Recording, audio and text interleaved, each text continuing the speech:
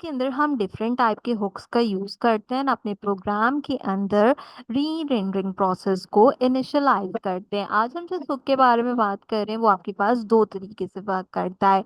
Basically use state का hook आपकी current state value को सेट करते हैं, और अगर आपने उस करंट स्टेट वैल्यू को रिटर्न कराना हो या उसको चेंज कराना हो तो वो भी आप इस हुक के थ्रू यहाँ पे परफॉर्म्ड आउट कर सकते हैं। तो चलिए एक बेसिक एग्जांपल से आपको इसको समझाने की कोशिश करते हैं कि हम किस तरीके से यूज स्टेट के हुक के अंदर वैल्यूज को स्टोर करते हैं। स्टोर करने के बाद उन वैल्यूज को हम सेट एंड गेट यहाँ पर कर सकते हैं। तो सबसे पहले एक बेसिक एग्जांपल चेक करते हैं हम यहाँ पे, जिसके लिए मैं एक सिंपल सा काम करूंगी। मैं एक अदद फंक्शन बनाऊंगी और इस फंक्शन को एक अदद ऐप का नाम प्रोवाइड आउट कर देती हूँ। बेसिक स्ट्रक्चर लिखेंगे हम यहाँ पे, जैसे हम हमेशा से अपना नेक्स्ट जेएस का बेसिक स्ट्रक्चर लिखते हैं। Last but not the least हम क्या करेंगे, इसको एक्सपोर्ट करा लेंगे। तो मैं यहाँ पे एक्सपोर्ट डिफॉल्ट और जो मेरे फंक्शन का नाम मैंने ऐप दिया है उसको सिंपली यहाँ पे कंसीडर आउट करा लूंगी। अब मुझे क्या करना होगा, अब मुझे एक अदद अपने रिटर्न के अंदर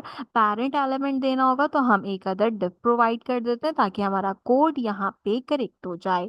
मैं इसके अंदर लिख देती हूँ एक अदद टेक्स्ट, ये ऑप्शनल है ताकि आपको याद रहे कि हम जो है यहाँ पे कौन सी कंसीडरेशन प्रोवाइड आउट कर रहे हैं। तो मैंने use state and next JS लिखा है ताकि हमें पता रहे। अब हमने क्या करना है यहाँ पे, अब हमने इस यूज स्टेट का यूज करते हुए एक वैल्यू को सेट करना है। अच्छा, अब आप जो भी कोई वैल्यू सेट करोगे उसको आप यूज स्टेट में कांस्टेंट के वेरिएबल में डिफाइन करोगे। ये बात याद रखें कि कांस्टेंट का जो वेरिएबल होगा वो क्या होगा, वो हमेशा रिटर्न के फंक्शन के ऊपर की तरफ आपने डिफाइन करना है। तो मैं एक कांस्टेंट बनाती हूँ और इस कांस्टेंट को अब हमें क्या करना होगा, एक अदद नाम देना होगा। तो मैं एक अदद नाम दे देती हूँ इसको सिंपल क्लिक का। आप कोई भी नाम दे सकते हैं, जरूरी नहीं है कि आप क्लिक दें। डिपेंड अपॉन योर प्रोजेक्ट कि आप क्या प्रोजेक्ट बना रहे हो। तो मैंने एक कांस्टेंट बनाया, उसको मैंने क्लिक का नाम दिया। इसमें मैंने क्या किया, इसमें मैंने यूज स्टेट का जो है वो अपना यूटिलाइजेशन किया हुक का। मैंने जैसे इस हुक का यूटिलाइजेशन किया, आप लाइन नंबर 8 के अंदर देखो कि इसने बाय डिफॉल्ट यूज स्टेट के हुक को यहाँ पे कंसीडर कर लिया। पहले लिखा था इंपोर्ट रिएक्ट फ्रॉम रिएक्ट और अब लिखा है import react use state from react. तो अगर आप चाहें तो आप यूज स्टेट लिख भी सकते हैं, अदरवाइज ये डायरेक्टली भी इसको कॉल्ड आउट कर लेता है। अब क्या होता है कि जब हम यूज स्टेट का फंक्शन यूज करते हैं तो इसके अंदर मुझे अपनी बेसिक वैल्यूज देनी है। बेसिक वैल्यू तो आप स्ट्रिंग में दे सकते हो, बेसिक वैल्यू आप नंबर में दे सकते हो। तो पहले हम एक स्ट्रिंग में वैल्यू देते हैं और मैं इसको सिंपल बताती हूँ, हेलो वर्ल्ड। तो ये मेरी क्या हुई, यहाँ पर एक अदर सिंपल स्ट्रिंग वैल्यू हो गई। तो अब इसका आउटपुट चेक करते हैं। आउटपुट के लिए क्या करते हैं, अपने डिफ में आते हैं। मैं एक H1 यहाँ पे बनाती हूँ और मैं लिखती हूँ यहाँ पे प्रोग्राम नंबर और 1 इस, अब मेरा प्रोग्राम नंबर 1 इस क्या है, अब मुझे इसके आगे लिखना है हेलो वर्ल्ड। लेकिन हेलो वर्ल्ड की वैल्यू कहाँ से लानी होगी, वो मुझे लानी होगी यूज के स्टेट से। तो उसके लिए मैं क्या करूंगी, उसके लिए मैं क्लिक के फंक्शन को यहाँ पर सिंपली कॉल करूंगी। तो आप देखो जैसे मैंने क्लिक के फंक्शन को कॉल किया, हेलो वर्ल्ड मेरे पास लिखा हुआ आ गया। एरर आ रहा है इसके अंदर, उसको हम नेग्लेक्ट करेंगे क्योंकि मैंने काफी सारी चीजें लिखी हुई हैं। तो वो यहाँ पे स्ट्रिंग वैल्यू के अकॉर्डिंगली मुझे एरर प्रोवाइड करा है, तो उसका कोई ऐसा प्रॉब्लम नहीं है। यहाँ पे क्या हुआ कि हमने जो इनिशियल वैल्यू दी थी हेलो वर्ल्ड वो कंसीडर हो गई। अब मुझे यहाँ पे हेलो वर्ल्ड नहीं देना, अब मुझे यहाँ पे कोई और वैल्यू देनी है। जैसे कि मैंने यहाँ से दे दिया हेलो नेक्स्ट जेएस। तो यू कैन इजीली सी कि हेलो नेक्स्ट जेएस में मेरी इनिशियल वैल्यू चेंज हो गई।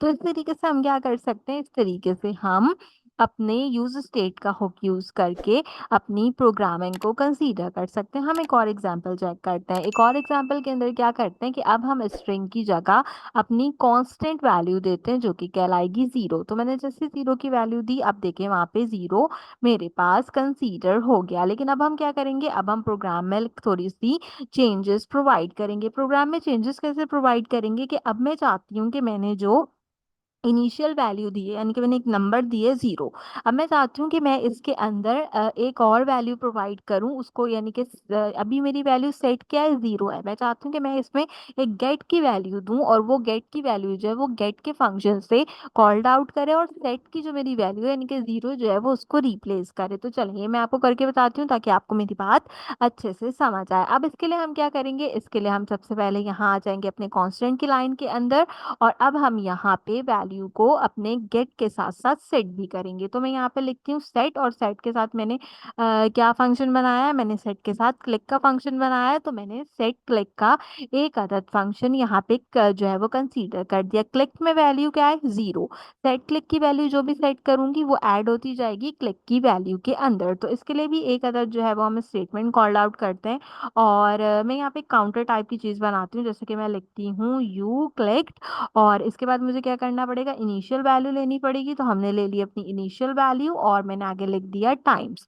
ठीक है, तो यहाँ तक क्या हुआ कि अभी मेरी इनिशियल वैल्यू कितनी है, 0। तो ये कह रहे हैं यू क्लिक 0 टाइम। तो अब हम क्लिक की बात करें तो एक काम करते हैं, एक अदद बटन भी क्रिएट कर लेते हैं ताकि उस बटन के अकॉर्डिंगली हम इसका यूज करें। बटन को एक नाम दे देते हैं क्लिक मी का, ताकि ये हमारे पास अच्छे से क्रिएट आउट हो जाए। अब इसके अंदर क्या करेंगे, इसके अंदर हम ऑन क्लिक की फंक्शनैलिटी यूज करेंगे। तो मैं सिंपल ऑन क्लिक की फंक्शनैलिटी यूज करूंगी। इसके अंदर एक अदद हमारा क्रिएट करूंगी जावास्क्रिप्ट का एम्प्टी फंक्शन, जो कि एरो फंक्शन कहलाता है। और इस एरो फंक्शन के अंदर हम वैल्यू को सेट करेंगे। हमने किसकी वैल्यू सेट करनी है, अब हमने वैल्यू सेट करनी है सेट क्लिक की। लेकिन सेट क्लिक की वैल्यू मुझे क्या सेट करनी है, वो भी मुझे पैरामीटर में असाइन करना पड़ेगा। तो मैं कहती हूँ कि हमारे पास क्लिक की जो भी कोई वैल्यू, आप क्या करो उसमें +1 करते चले जाओ। तो जैसे ही मैं इसमें +1 करूंगी तो आप यहाँ पर देखें कि अभी वैल्यू क्या है हमारी, 0 है। तो मैं यहाँ पे जैसे क्लिक करूंगी, यू कैन इजिली सी कि इसकी वैल्यू 1 हो गई, देन 2, देन 3, देन 4। अब यहाँ पे 4 जो वैल्यू हुई वो कैसे हुई, हमने इनिशियल वैल्यू तो 0 दी थी। तो उसने क्या किया कि इस इनिशियल वैल्यू में इस वैल्यू को चेंज किया, यानी कि अब यहाँ पे इसकी वैल्यू क्या है, अब यहाँ पे इसकी वैल्यू 4 है। अगर मैं इसको क्लिक करूंगी तो इसकी वैल्यू 5 हो जाएगी, फिर इसकी वैल्यू क्या हो जाएगी, 6 हो जाएगी। तो यानी कि यहाँ पे जो वैल्यू आ रही है 6, यूजर स्टेट के अंदर यहाँ पे भी ये वैल्यू 6 मेरे पास होती चली जा रही है। तो ये वैल्यू हमारे पास क्या करिए, सेट एंड गेट का काम करिए सुक के थ्रू, एंड हम इसको यूटिलाइज करें। तो जितनी बार भी मैं यहाँ पे क्लिक करूंगी, ये उतनी बार मेरी वैल्यू को यहाँ पे इंक्रीज करता चला जाएगा।